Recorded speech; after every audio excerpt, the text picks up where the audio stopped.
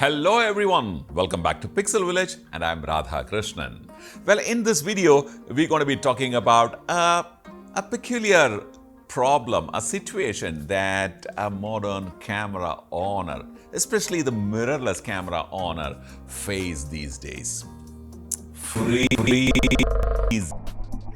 Well, the camera freezes in the middle of operation. They hang in the middle of operation. Things like the menus get grayed out, the icons or the cursors get stuck in one place like a sticky.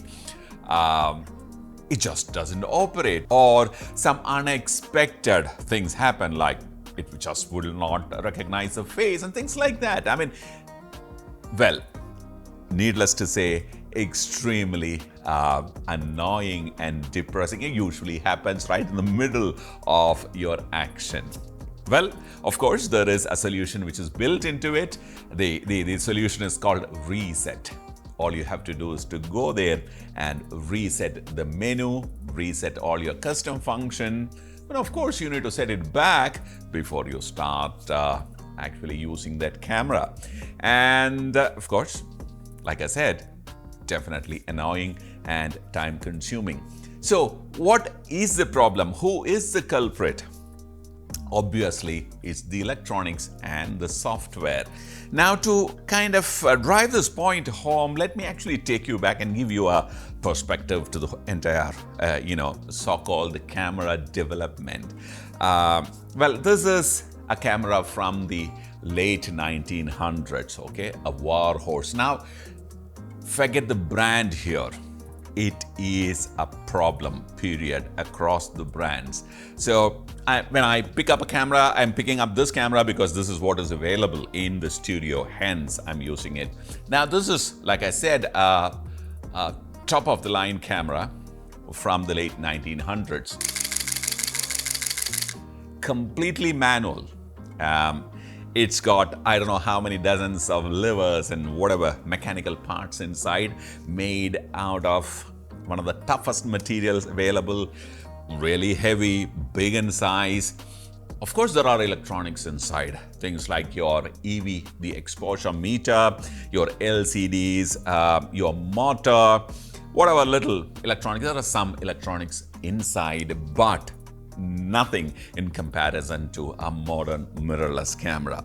So this one has only two positions, either working or not working. Nothing in between. There were no condition like freezing, hanging, and there is a reset button and you could get it started all over again.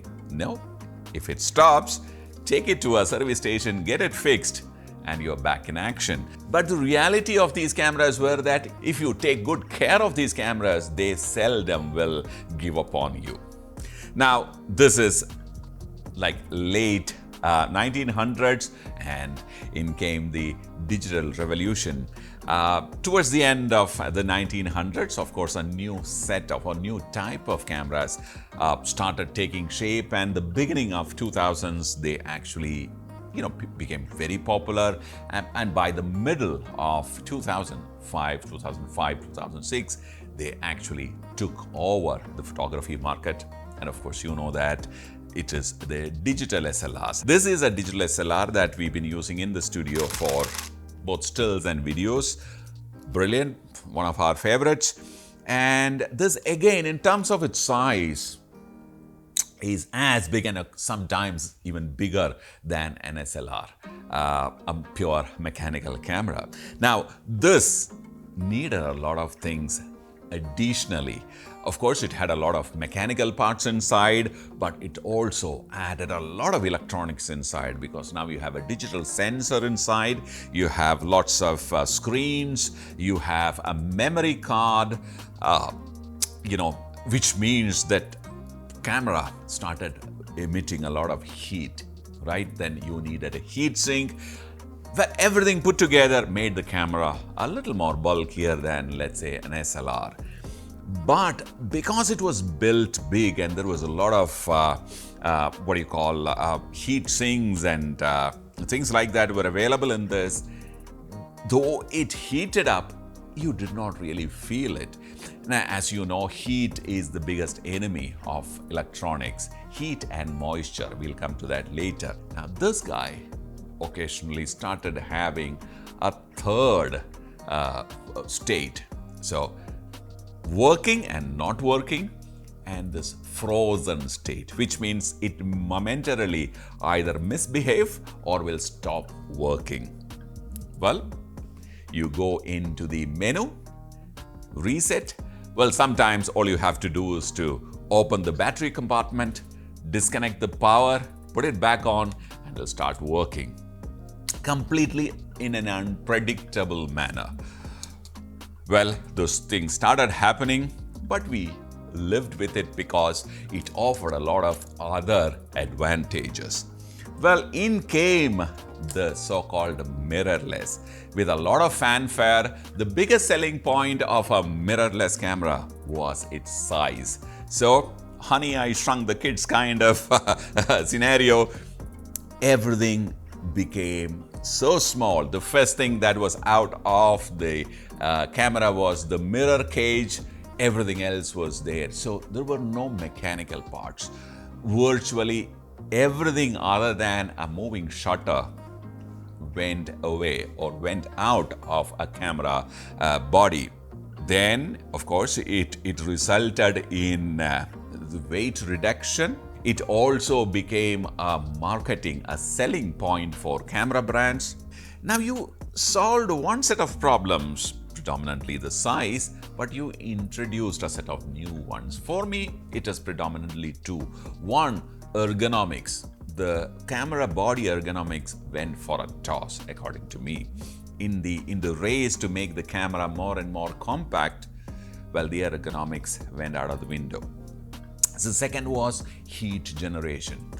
The asking order of a modern mirrorless camera is way beyond what you would have imagined definitely during the SLR times and of course the DSLR times. Now this camera does almost everything other than printing and editing. It shoots at a phenomenal speeds. It shoots a phenomenally high resolution. It shoots videos at 8Ks and 5.6Ks, and it shoots slow-mos at 120 and 240. Well, the customer kept on asking for more, and the brands kept on delivering more. And that too in much shorter intervals. Well, obviously, it will take a toll, and it was heat, and heat management became a biggest issue according to me. Well, because of heat, I think the camera started developing glitches. Now, the processor inside cannot be entirely blamed because the processor is a dedicated processor which is custom designed, built, and very powerful to handle images and videos. So it knows how to do that. So there is no doubting the capability of the processor, but it was the heat. Heat could create, obviously you know that, it could develop unexplained glitches.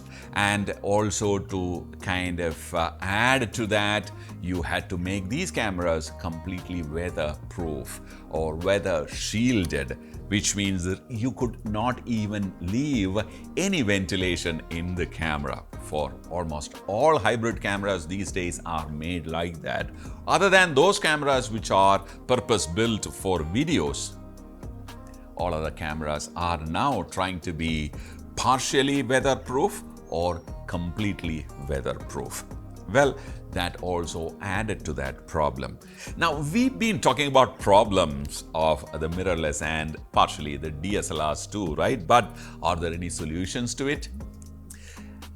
Well, let me admit there are no 100% foolproof solution to it. However, if you take certain precautions, you can minimize these so-called unexpected freezing or let's say hanging. Okay, the number one thing that you should do is to make sure that your camera is healthy all the times. Well, how do you keep it healthy? Make sure the firmware is updated regularly. All these cameras, like your mobile phone manufacturer, they keep releasing firmware updates on regular intervals. On your mobile phones, you keep getting a notification, right? But in a camera, there is no such notification that is possible, which means you need to be constantly checking if there is a firmware that is available.